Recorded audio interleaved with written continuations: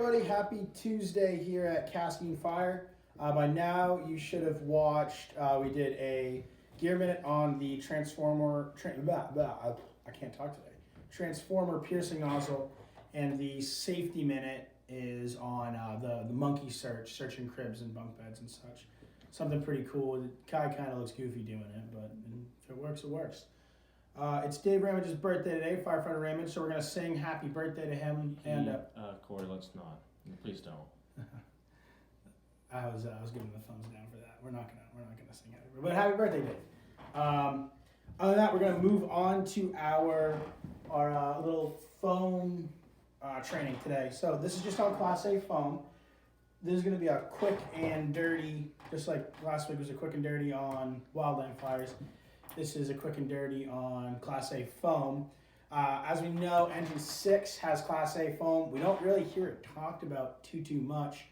When we talk about foam, we usually are talking about the Class B foam on Engine 5 that we would use on like car fires. The Class A foam that we have on Engine 6 is something I was, both Adam and I were pretty unfamiliar on until we kind of dove deeper and figured out its real uses and what we can actually use this stuff for. And after this, we're going to do Adam's going to do a video on lining up Engine 6 to shoot foam, to use the foam. And we'll show you how to do that after this video. But now we're just going to talk about this stuff. So the type of Class A foam that we use, they recommend the concentrates 0.1% to 1%. So basically at max, it's 1 part foam concentrate to 99 parts water. It's a concentrate, so we dump it in the foam tanks that we have in the trucks, and it mixes with the water on its own. There's some departments that don't have a proportioning system like we do, and they have to do the math in their heads. They have to do it all out by hand to figure out how much foam goes into the tank based on what they're running, gallons per minute, what they're flowing. Or some departments even just use adductors, like anyone that's taken shipboard firefighting is familiar with, like an adductor line on the end of a hose. That's something different. Again, we don't use adductor lines because we have the proportioning system right in the truck. It does everything out for us. So that 0.1% to 1% ratio is good to know, but it's not critical in the operation of the actual foam. So first of all, I guess when we talk about foam, we're just talking about modifying water. What we're doing with foam, we're introducing other stuff into the water that is disrupting its surface tension. It's lessening the surface tension of the water. If you were to look at a glass of water, we all know the meniscus and the surface tension. We see that water kind of likes to stick together. It likes to stick to other water. So therefore, Class B materials, whether it's, I'll go over the different stuff that we can use as Class A foam on, but when we look at even say like a piece of wood, that's pretty obviously Class A combustible. Water doesn't want to soak into the wood as much, into the pores of the wood, because it's the surface tension wants it to stick to each other. It wants to be cohesive. Instead of seeping into the wood. What the foam does is it breaks that surface tension and it allows the water to get into the pores of the wood a little better than it would without the foam. And just that really minute percentage of foam, like I said, 0.1 to 1%, is enough to disrupt the surface tension and get water into whatever material you're trying to fight the fire on, whether it's wood or grass or hay, whatever. So a couple uses for this would be brush or woods fires, especially when we have a limited amount of water supply available. This stuff is great for putting out woods fire, mostly grass fires, brush fires, not so much like forest, wildland fires that we talked about last week, but small brush fires, grass fires. It's good at that because the foam is smothering the fire, instead of with water where you're taking away the heat source by cooling it down. The foam is smothering it by taking away the oxygen. it's coating the combustible material. And it actually takes a lot less water when the foam's introduced in the water, of course. It takes less water to put out a fire when you're using Class A foam than it does if you're using just straight water. So any kind of brush, we get woods fires out of there, brush/grass fires. It's good for that when you have a limited supply of water. Dumpster fires, we're not too worried about, preserving anything. And again, with trash, so by preserving anything, I mean like you don't want to run a line inside someone's house and blow this foam everywhere because it's gonna be a bear to clean up. We'll talk about overhaul with this stuff in a minute, but it's the foam can be nasty when you're fighting a dumpster fire or even like a small trash fire. Could have been a trash can.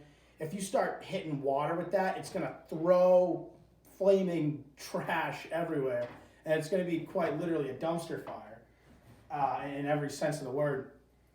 If you're using this foam, it's gonna limit the overspray and the stuff flying everywhere. And it's just going to coat all this nasty trash and garbage with that foam, so it doesn't rekindle. And that's another good thing. Even with just a little with brush fires, even with just a little bit of this foam, it limits rekindles. It disrupts the chemical chain reaction, as we know, by smothering it. But it doesn't allow it to rekindle, especially on windy days. That you won't see as much of a chance of rekindle. Boundary protection is another one on structure fires. So if we have an adjacent building, an adjacent exposure from a different building that's not on fire yet, but we're looking at we gotta protect that other exposure from another building. If the adjacent building's on fire, we can throw this foam on that because this Class A foam sticks to vertical surfaces very well. Instead of water, where it would, we'd throw water on the side of a building, we'd have to constantly cool it and constantly be cooling that exposure. If we throw the foam on it, we'd have to touch it back up with foam every couple minutes, depending on how hot the fire is and how close it is. But it's not like water where it's just going to run off and evaporate and dissipate because of the heat source. It'll actually cling to that vertical exposure and it'll stay there. And that's one less thing we have to constantly do. It frees up more manpower instead of having someone sitting on a hose line constantly spraying water on an exposure, an open exposure like that. We could have someone tasked with every couple minutes hitting that exposure with foam just to reapply the foam. So yeah, like I said, it frees up manpower. So the couple benefits, it shortens overhaul time. So this stuff is like fairly easy to clean up. You can use a squeegee, dustpans, even a push broom, and this will all just clump right up. The numbers said, was it 1/3? It takes it. What is it? 1/3? 2 to 3. So it significantly. Math isn't my thing. You guys know that. It significantly reduces the amount of overhaul time needed traditionally during a structure fire with water, or any kind of fire with water. Also, if you're using this for a structure fire, if you're like I said, so protecting exposures, since you're not putting a ton of water into a building or onto a building, it's actually going to lessen the chance for the structure to collapse because you're not using as much water. It's not getting as it's not getting as soaked and heavy. It has weight to it, but not as much as however many tens of thousands of gallons of water you'd throw into it normally. And then the other one I already talked about is it's able to cling to vertical exposures, vertical surfaces very well. There's a ton of other benefits to using Class A foam, but these are the ones that we wanted to talk about quickly. Something else is pretty cool about this is foam also provides a pretty high visibility. Obviously, you can see it. It looks like you're dumping a bathtub of suds everywhere. Because of that, if you have a grass fire and you're hitting it with the foam, you can see exactly where you already hit. Whereas, if you're using water on a grass fire, you might not be able to tell. Oh, is that dark because it's charred already, it's burnt, or is it dark because I hit it with water? Oh, well, I'm just gonna hit it with water again in case it wasn't hit.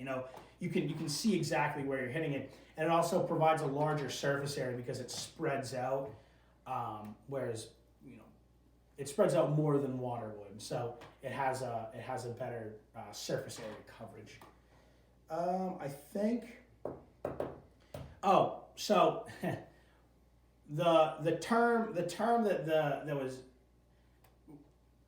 when they're talking about Class A foam, you'll hear the saltier Jakes say like it makes water wet, which, like I said, it does. Because it disrupts that surface tension of the water, it allows water to be absorbed into materials more. So if you take a cardboard box and throw water at it, sometimes it's gonna bounce off, it's gonna roll off. If you take a cardboard box and take a little bit of foam and water at it, it's gonna absorb that moisture a lot better. So it appears that the water's more wet when you throw it on a material.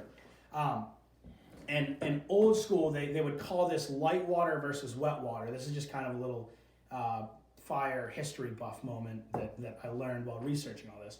So light water is referred to as just plain water straight out of the pipe, onto whatever you're fighting, unmolested straight water.